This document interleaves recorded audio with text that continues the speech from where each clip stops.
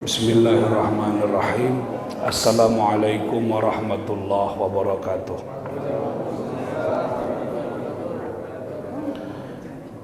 Alhamdulillahi rabbil alamin wa bihi nasta'in ala umuri dunya waddin.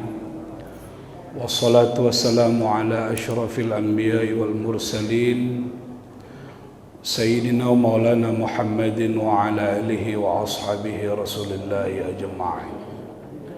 Ashhadu an la ilaha illallah wahdahu la syarika lah wa ashhadu anna Muhammadan abduhu wa rasuluhu la nabiyya ba'dah.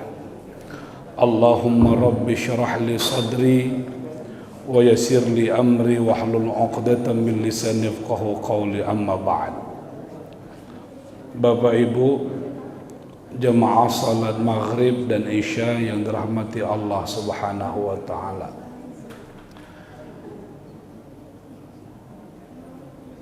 Di antara ayat Al-Quran yang banyak dibahas pada bulan Rabiul Awal itu termasuk pada surah Al-Fat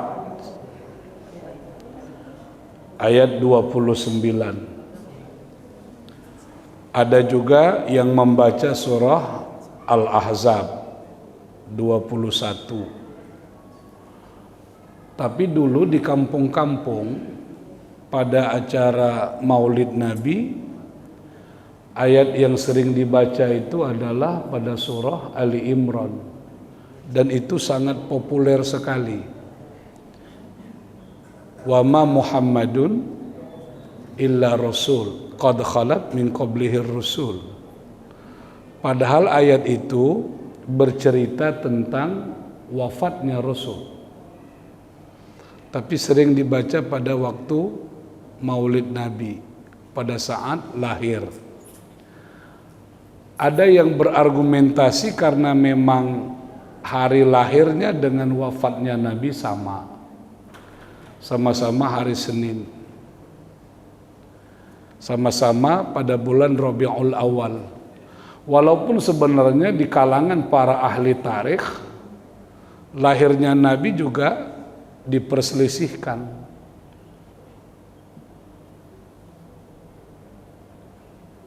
Apakah 12 Rabiul Awal atau bulan lain? Sama dengan hijrah. Hijrah Nabi itu kan bukan pada bulan Muharram. Nabi keluar dari kota Makkah itu di ujung bulan Safar, sampai di Madinah pada bulan Rabiul Awal, lebih kurang 2 minggu perjalanan. Nah, ayat yang tidak kalah menariknya kalau kita mau lihat pada saat bulan Rabiul Awal itu adalah surah Al-Fat. Muhammadur Rasulullah walladzina ma'ahu asyidda'u 'alal kuffar. Muhammad itu adalah utusan Allah dan orang-orang yang bersamanya. Walladzina ma'ahu, orang-orang yang bersama Nabi. Ma'a ini bukan sekedar bersama, tapi di dalamnya ada makna loyalitas, ada makna kesetiaan. Jamaahnya MH Ainun Najib itu disebut kelompoknya Ma'iyah, kelompok Ma'iyah. Ma'iyah itu bukan sebatas orang yang selalu bersama Allah, tapi dia juga setia dengan Allah.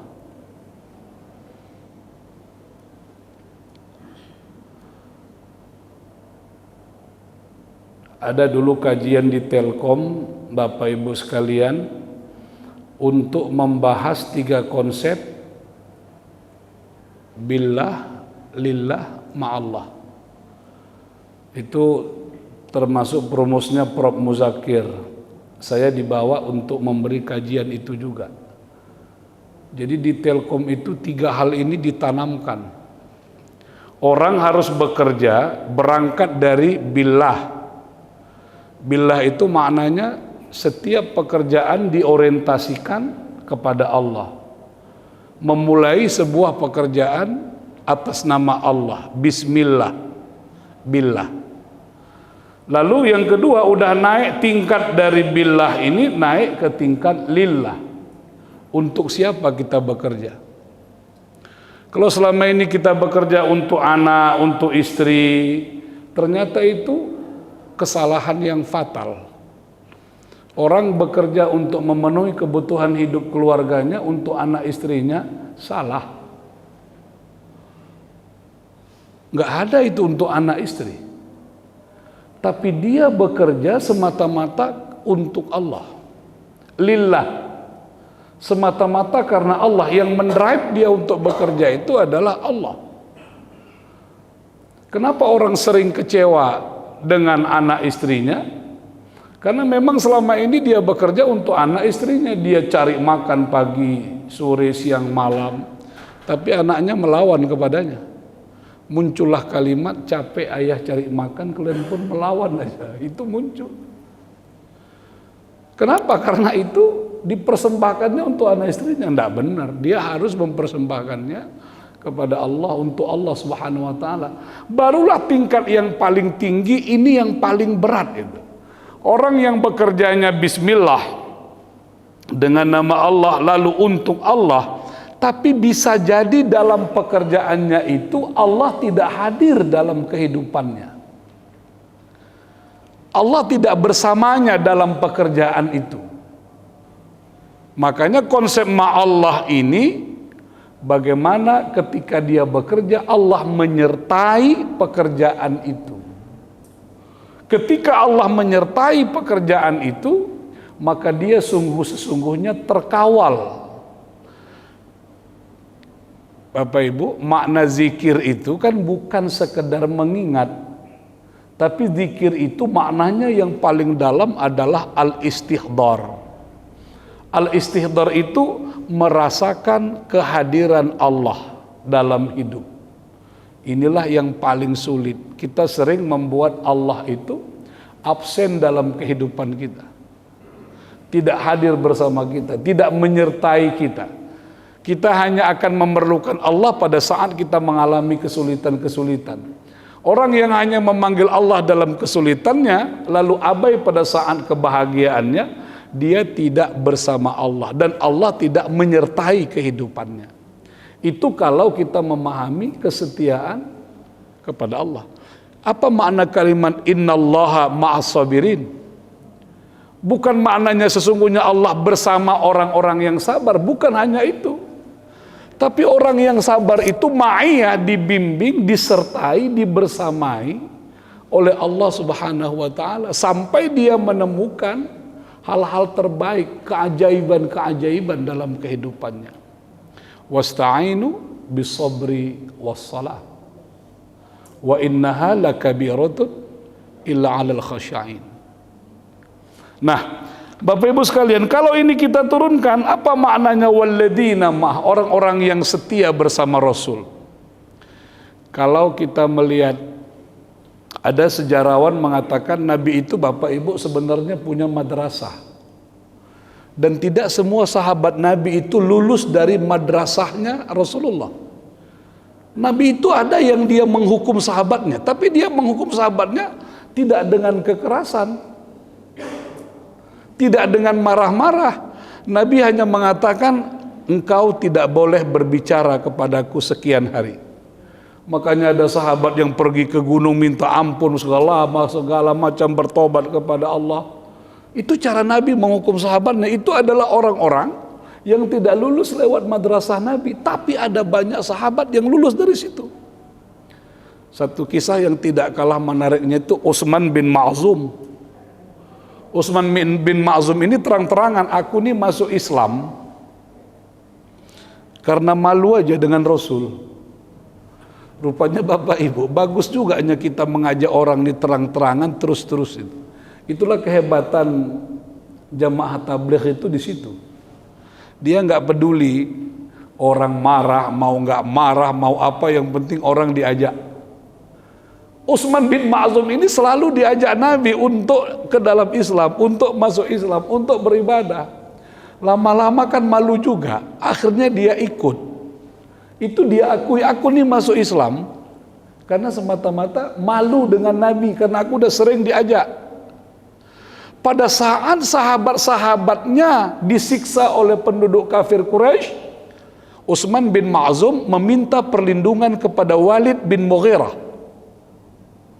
Dan pada saat itu Walid adalah kafir dedengkotnya kafir kala itu. Pada masyarakat Arab, kalau sudah orang memberi perlindungan kepada seseorang, dia nggak boleh diganggu. Dia dalam perlindungan orang itu tidak boleh diganggu. Utsman ini seorang muslim minta perlindungan kepada Walid, dilindungi oleh Walid sehingga tidak ada yang mengganggunya. Sampai dia berkata, aku sempat berbahagia melihat aku bisa aman hidup di Makkah, tidak ada persoalan apapun yang kualami, aku tidak diganggu oleh siapapun. Tapi saudara-saudaraku hidup tersiksa. Dia masih melihat itu nyaman saja. Sampai pada satu saat dia kembali malu kepada Allah Subhanahu wa taala. Lalu dia bilang kepada Walid, wahai anak saudaraku, lepaskan aku dari perlindungan. Kalau engkau tidak kulindungi, kata Walid, engkau akan disiksa oleh orang-orang kafir Quraisy itu, oleh kawan-kawanku. Aku lebih memilih perlindungan Allah Subhanahu wa taala. Kalau itu keinginanmu, silakan umumkan saja di masjid. Lalu Utsman bin Maz'um mengumumkan dirinya, sejak saat ini aku melepaskan perlindungan dari Walid dan ku kembalikan perlindunganku kepada Walid. Ini kan perkara bos-bos ini, Pak. Kalau kita udah dilindungi bos itu aman, kalau kita lepas kita tak aman lagi.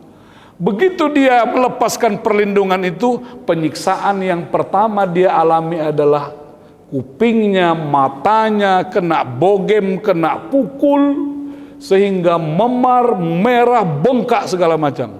Apa kata Walid? Tuh. Itulah kalau engkau melepaskan perlindungan kepadaku. Jawabannya malah begini. Tuan, kata dia, mata kiriku, telinga kiriku cemburu dengan mata dan telinga kananku. Telinga kananku dengan mataku ini berbangga di hadapan Allah, karena ini bersaksi ketika dia membela agama Allah. Mata kiriku belum menunjukkan pembelaannya. Dia minta agar yang kiri juga dibogem juga. Begitulah para sahabat saat itu ketika mereka sudah menunjukkan kesetiaannya kepada Allah. Para analisis sejarah mengatakan kehebatan Nabi Muhammad itu adalah menggeser fanatisme kesukuannya menjadi perlindungan fanatisme keagamaan. Itu kisah Utsman bin Maz'um yang semula dia memilih berlindung kepada saudaranya yang masih musyrik dan dia aman, lepaskan itu lalu dia berlindung kepada Allah Subhanahu wa taala.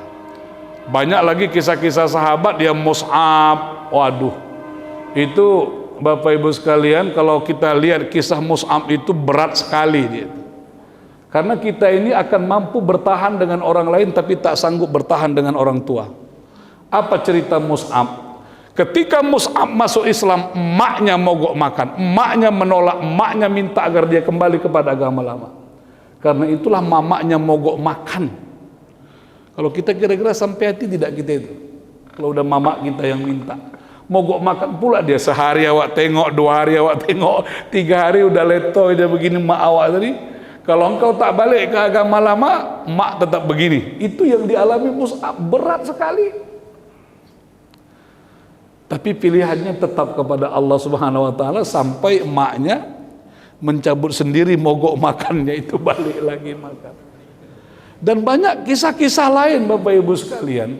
Itulah makna ma'ah itu, orang-orang yang setia bersama Rasulullah. Oleh karena itu kita nggak bisa iri Bapak Ibu, walaupun Nabi itu luar biasa ya. Satu sisi kan Nabi bilang generasi terbaik itu adalah generasi setelahku. Itu adalah para sahabat. Sahabat itu bersama Nabi, sholat di belakang Nabi, makan bersama Nabi, menyaksikan gerak-gerik Nabi, hijrah bersama Nabi, perang bersama Nabi. Mereka menyertai Nabi Muhammad sallallahu alaihi wasallam. Kita Bapak Ibu kalau membaca hayatus sahabah, kisah-kisah hidup sahabat, bagaimana mereka bersama Nabi. Kalau tadi saya cerita Utsman bin Maz'um, Utsman bin Ma'zum adalah salah satu kuburan para sahabat yang Nabi selalu berziarah kepadanya karena dia dikuburkan di Baqi'. Bahkan ketika Ibrahim meninggal, anaknya meninggal, di mana Ibrahim ditempatkan kuburannya? Di samping kuburannya Utsman bin Ma'zum. Apa kata Rasulullah?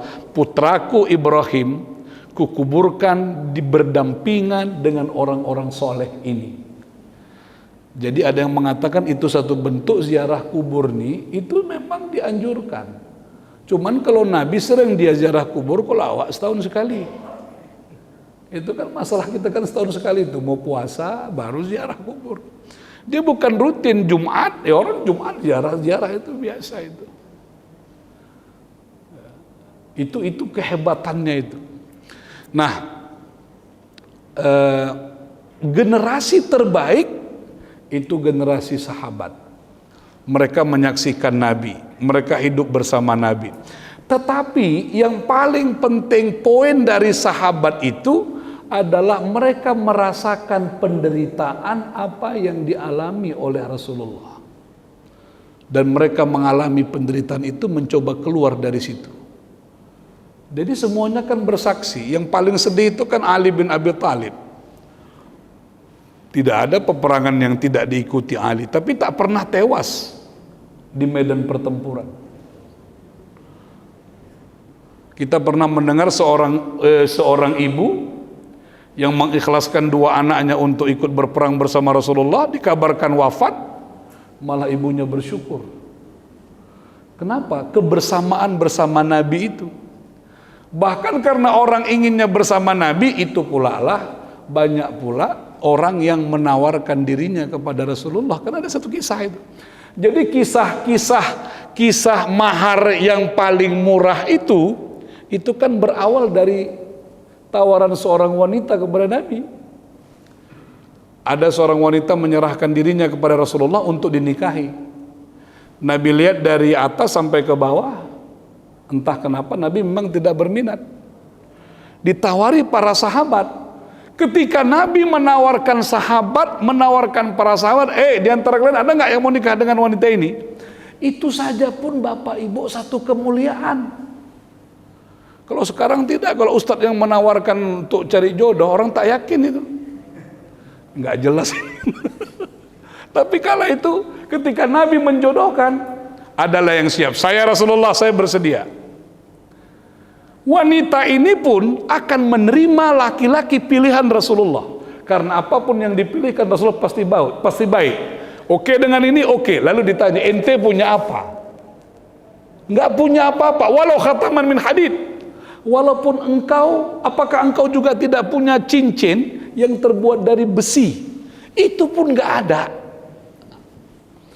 Lalu bagaimana mau nikah nggak ada modal sama sekali? Dari situlah bahwa jasa bisa jadi mahar, Pak. Jasa. Jadi yang jadi mahar itu benda, emas boleh, uang boleh, tapi jasa boleh. Maharku adalah mengajarkannya membaca Al-Quran sampai bisa, sampai dapat, sampai mahir. Itu bisa jadi mahar. Begitu sampai ke Indonesia, yang ini berubah dengan mahar, seperangkat alat sholat dibayar tunai. Padahal yang dikembangkan itu jasa. Dan itu berat kalau ada seorang ini, para adik-adik hufaz ini, nanti maharnya apa itu? Mendidik istrinya hafal 30 juz juga. Gitu kan? Bagaimana itu membuat istrinya hafal 30 juz? Masya Allah, itu tak gampang. Perlu kerja keras itu. Hebat. Jadi ini penggalan kisah itu generasi terbaik para sahabat. Apa pesan yang kita tangkap? Para sahabat Nabi itu orang-orang yang setia pada Rasulullah, setia pada agama ini, dan mereka mengorbankan dirinya sepenuhnya untuk agama Allah. Maka Nabi mengatakan ini generasi terbaik. Di bawahnya tabi'in. Tabi'in ini orang yang hidup dekat usianya dengan Nabi, tapi tak berjumpa dengan Nabi. Berjumpa dengan sahabat. Ada yang diperdebatkan itu adalah Uwais Al-Qarni. Apakah Uwais Al-Qarni itu seorang sahabat atau tabi'in? Jumhur mengatakan dia tabi'in. Walaupun dia hidupnya sama dengan Nabi, tapi tak pernah berjumpa dengan Nabi. Mau jumpa dengan Nabi, Nabi sedang berperang. Tapi dia berjumpa dengan Abu Bakar, berjumpa dengan Umar. Di bawah tabi'in, tabi'in. Tidak jumpa dengan sahabat, tapi jumpa dengan tabi'in. Habis sampai di situ generasi terbaik itu. Namun Rasulullah sallallahu alaihi wasallam itu, Masya Allah, itulah kelebihan yang diberikan Allah pada diri Nabi. Dia memiliki pandangan yang futuristik, jauh ke depan. Salah satu hadis yang sering menunjukkan itu, ada sahabat bilang, "Tuba ya Rasulullah liman araka." Beruntunglah ya Rasulullah orang yang melihatmu, orang yang hidup bersamamu, orang yang menyertaimu. Tuba, kata Nabi. Iya, mereka beruntung. Tapi setelah itu Nabi mengatakan, "Tuba, tuba, tuba." Lebih beruntung, lebih beruntung, lebih beruntung orang yang tidak pernah melihatku, tidak hidup bersamaku, tapi mereka beriman kepadaku, berkorban untukku, dan mencintaiku. Siapa itu? Itulah generasi kita sekarang ini. Itulah generasi sebelum kita. Itulah generasi yang akan datang, yang oleh Nabi diberikan sebuah rangsangan bahwa kita tak pernah berjumpa dengan Nabi, tak pernah sholat di belakang Nabi, tak pernah menyaksikan bagaimana Nabi, tapi kita dipuji oleh Nabi dengan 3 tuba. Tuba. Tuba itu maknanya keberuntungan, kebahagiaan. Jadi ada semacam logikanya begini. Kalau orang setia dengan Nabi karena hidup bersama Nabi, orang patuh kepada Nabi karena dia memang menyaksikan Nabi. Bagaimana orang tidak terpesona dengan akhlaknya Nabi?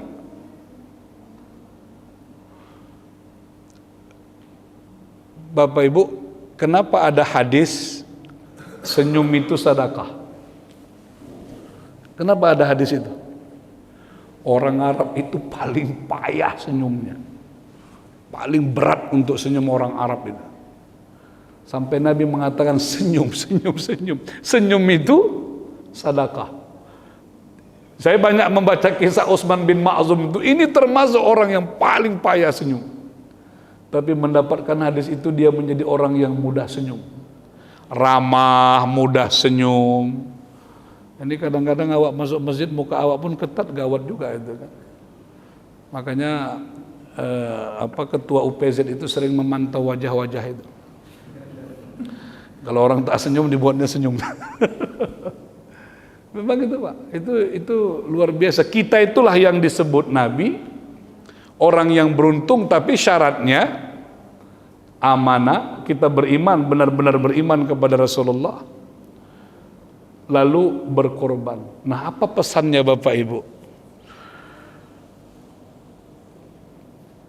Apa yang bisa kita jadikan saksi kalau kita itu memang berjuang dengan Rasulullah? Apa yang kita jadikan saksi? Kalau para sahabat itu banyak kali yang mereka tunjukkan sebagai saksi.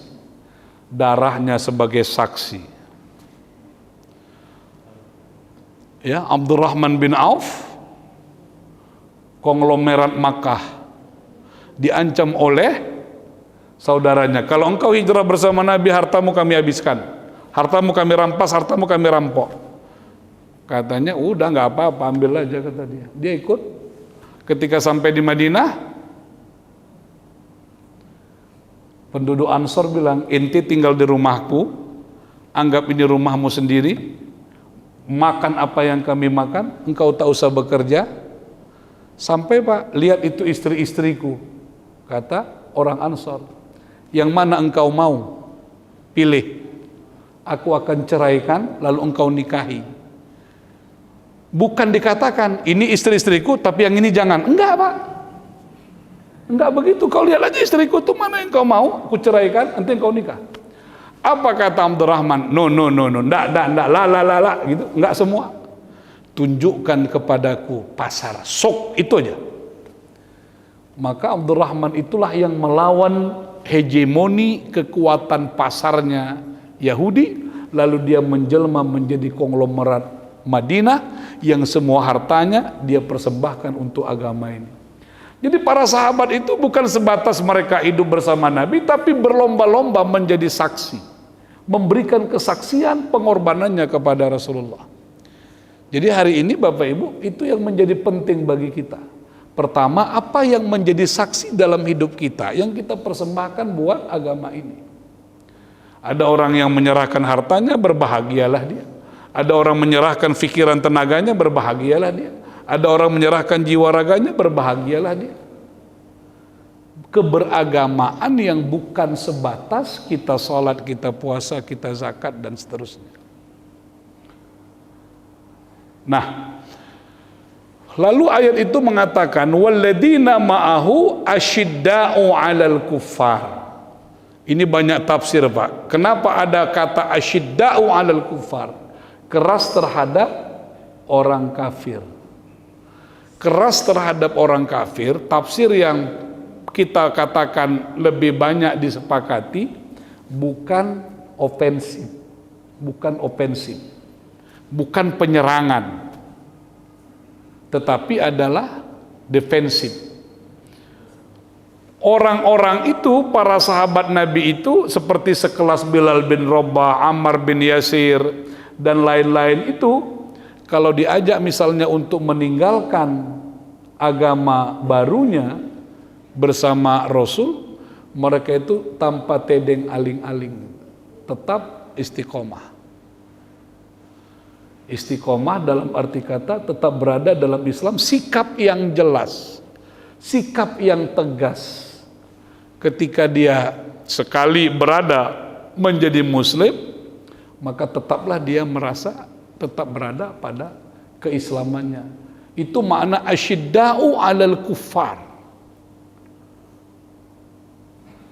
Tetapi perhatikan ayat ini, kaitannya dengan orang kafir itu cuma satu. Keras terhadap orang kafir, ya. Lalu apa ciri sahabat orang-orang setia ini? Ruhama'u bainahum.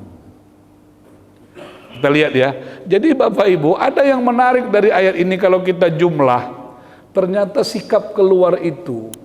Jadi begini, ketika orang Islam menghadapi kekuatan-kekuatan luar, bukan fokus pada kekuatan luar itu yang bisa mengalahkan orang luar. Tapi bagaimana orang Islam membangun kekuatan di dalam dirinya. Maka ayat itu menunjukkan ciri ke dalamnya jauh lebih banyak. Ruhama'u bainahum. Engkau lihat di antara mereka saling sayang menyayangi, saling kasih mengasihi. Apa makna saling kasih mengasihi sesama kita orang Islam ini? Apa makna ruhama itu? Kata yang dipakai adalah ruhama. Bentuk yang sederhana, Pak. Kita pun tak lagi sanggup, tak lagi mampu untuk mengatakan hal buruk buat saudara kita. Itu kita tak mampu. Jadi kalau ada orang bilang menurutku si Anu itu begini. Bukan ditambahinya ini. Oh iya memang. Aku ada lagi pernah begini. Bertambah banyak, Pak. Tapi bukan itu. Ketika kita bercerita tentang keburukan kawan kita, kita malah berkata, engkau tuh salah lihat, engkau tuh salah duga. Dia itu tak begitu.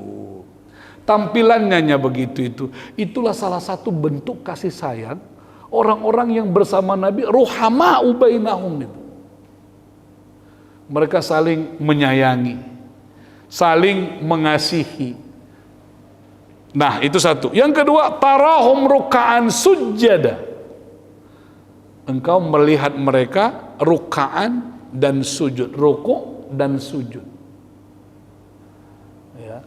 Jadi mustahil orang yang salat bersama, sujud bersama, tapi tidak muncul kasih sayang di dalam dirinya terhadap sesamanya itu.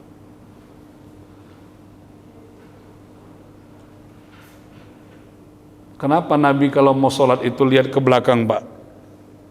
Sebenarnya itu kan absen. Nabi itu cukup kuat mengingat para sahabatnya.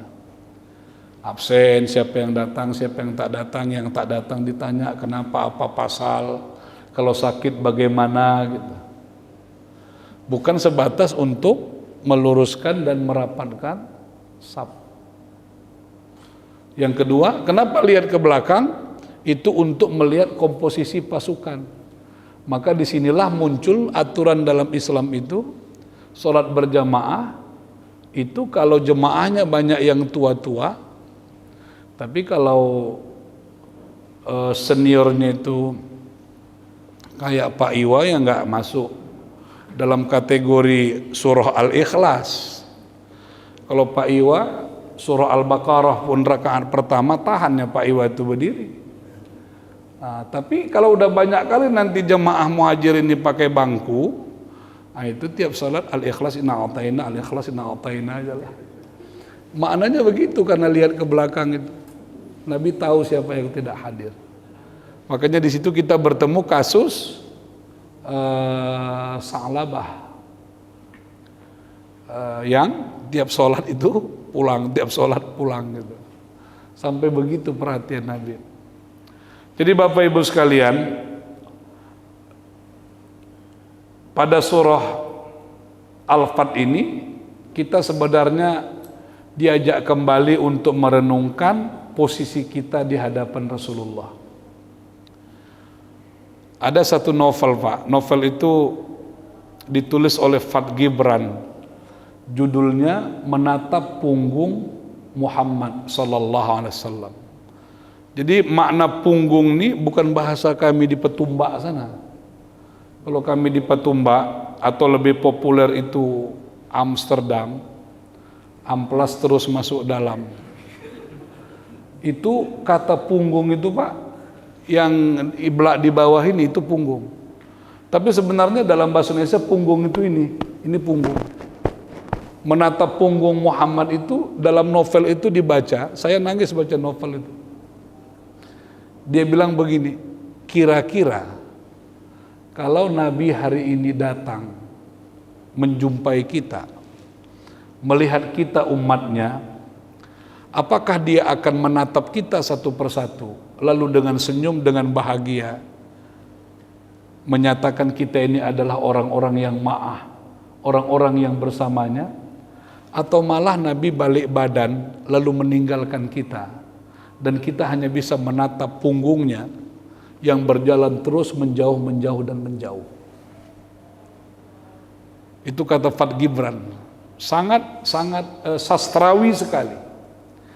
Ternyata yang dia maksud itu, walaupun banyak umat Islam yang hari ini sholat, yang hari ini zikir, yang hari ini doa, sebenarnya perjuangan Nabi itulah sebenarnya yang ingin dia lihat.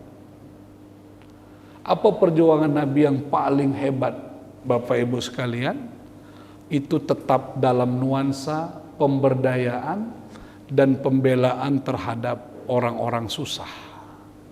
Ternyata itu misinya semua Nabi.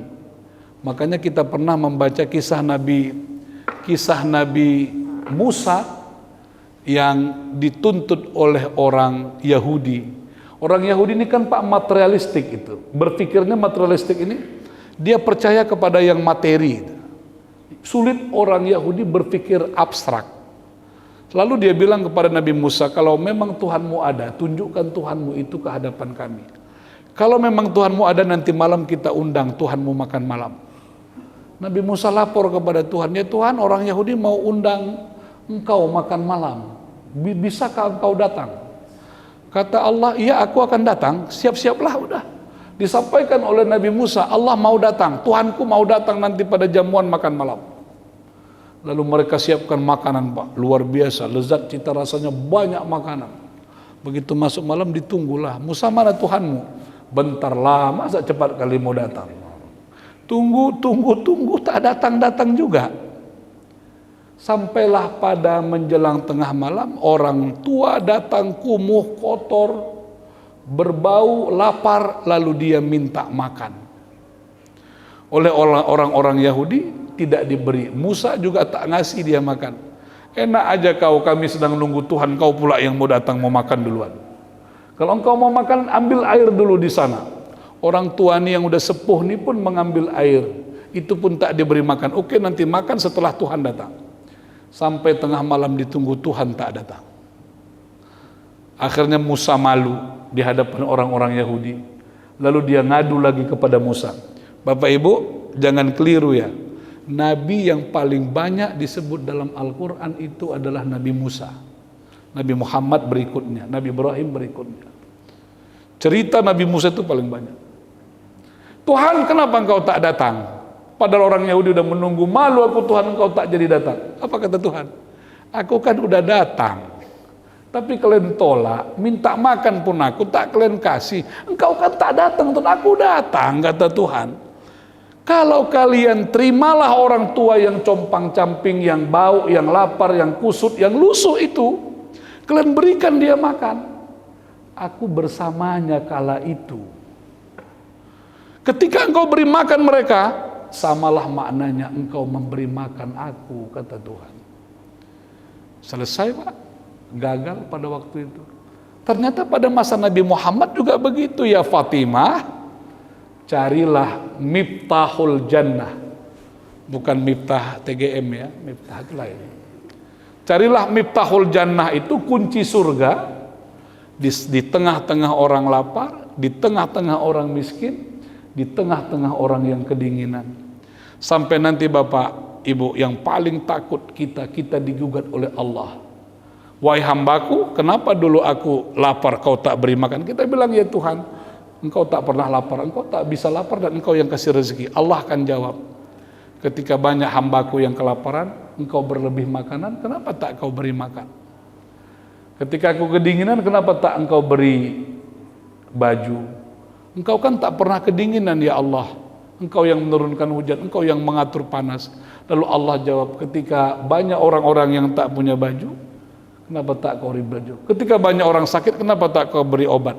Allah menggugat kita. Jadi Bapak Ibu, beragama, kesolehan individu tetap penting. Salat, ibadah, zikir, baca Quran kita, Masya Allah, itu tetap harus dipertahankan. Tapi agama ini tidak berhenti di situ. Ashar Ali engineer, Ali Syariati, pemikir-pemikir Pakistan, pemikir-pemikir Iran itu mengatakan esensi Islam itu adalah agama pembebasan. Membebaskan orang dari kebodohan, membebaskan orang dari kemiskinan, membebaskan orang dari ketidakberdayaan. Makanya Allah disebut Rabbul Mustad'afin, Tuhannya orang-orang lemah. Yang paling kita takutkan, terlalu banyak orang lemah yang menuntut kepada Allah terhadap orang-orang kuat yang tidak peduli dengan orang-orang lemah. Ini pula lah mengapa doa itu menjadi satu kekuatan bagi orang-orang yang tak berdaya itu. Siapapun orang yang pernah kita zalimi, kalau dia tak berdoa untuk kita, itu masih aman, Pak. Tapi kalau orang yang terzalimi itu berdoa kepada Allah, dia bilang, ya Allah, aku tak mampu membalas kezaliman bapak tu karena aku lemah. Jadi kenapa ini gini ya? Kenapa Ustaz Somad itu menganjurkan tak ada lagi cara lain bagi orang Rempang kecuali dia banyak doa? Kalau doa itu sudah dikeluarkan Pak, Masya Allah, itu doa paling mengerikan. Ya Allah, kami tak berdaya, kami lemah. Di atas kezaliman-kezaliman ini, di atas kekuatan ini, tak ada daya kami. Kami serahkan kepadamu ya Allah, hanya engkau yang bisa. Kalau sempat orang berdoa begitu buat kita, ya Allah, aku dizalimi oleh si anu, dan aku tak bisa membalaskannya karena kelemahanku, kuserahkan kepadamu ya Allah. Apa yang kau ingin lakukan kepada orang itu kacau Pak. Itu yang paling berat sekali. Saya kira ini yang menjadi renungan kita pada malam ini, menangkap esensi beragama dan esensi mengikut Nabi. Karena itulah kita melihat hadis-hadis Nabi itu selalu mengatakan orang yang dekat nanti bersama Nabi adalah orang-orang yang melakukan pembelaan terhadap orang-orang susah, orang-orang tak berdaya. Ini jugalah komitmen kita bersama untuk melakukan itu sepanjang hayat di kandung badan. Billahi taufiq wal hidayah. Assalamualaikum warahmatullahi wabarakatuh. Na'udzubillahi minasyaitonir rajim. Bismillahirrahmanirrahim. Alhamdulillahirabbil alamin hamdan yuwafi ni'amahu wa yukafi mazidah. Ya Rabbana lakal hamdu wa lakal syukru kama yanbaghi li jalali wajhikal karim wa 'azimi sultanik. Rabbana taqabbal minna innaka antas samiul alim wa tub alaina ya Allah innaka antat tawwabur rahim. Allahumma ighfir lana dhunubana wa liwalidina warhamhum kama rabbawna shighara wa li jami'il muslimin wal muslimat wal mu'minina wal mu'minat bi rahmatika ya arhamar rahimin. Rabbana zidna ilman nafi'a warzuqna fahman kamila wa rizqan halalan thayyiban wa amalan salihan wa maqbula.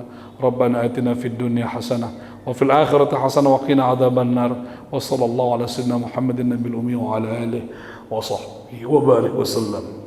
Walhamdulillahi rabbil alamin. Taqabbalallahu minkum. Assalamualaikum warahmatullahi wabarakatuh.